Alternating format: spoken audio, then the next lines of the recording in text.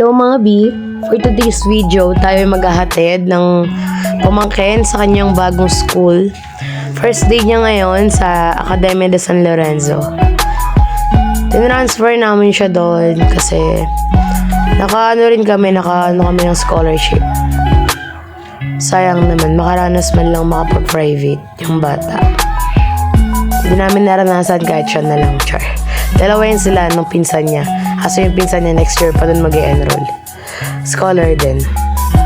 Tapos, ito na, nasa Towerville na kami. Tatawid na kami dyan papuntang Academia.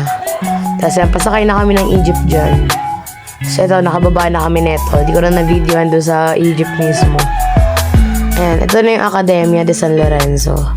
Malapit lang naman siya sa amin. Magka-tricycle ka lang palabas. Tapos, sakay lang ng jeep. Konti lang naman. Kaya nga lakarin eh. Kaya siyang lakarin galing doon sa labasan namin.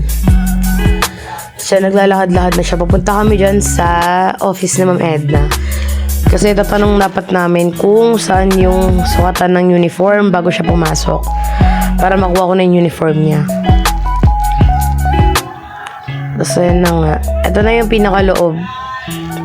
Di pa pala pinakaloob to. Ano pa lang siya, parang isang part pa lang siya nung school. Meron pa dun sa likod, mas malaki pa siya. And Academia de San Lorenzo. Tapos maraming tao dyan ngayon. Kayo makikita kasi nga lunch break ata nila ng mga time na to.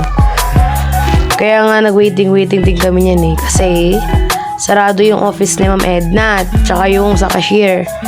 Sabi nila sa cashier daw kasi yun yung susukat siya ng uniform. Ayan, nag-waiting lang kami. Then, nung nag-open na, binigyan na kagad nila ako ng uniform after masukatan yung pamangkin ko.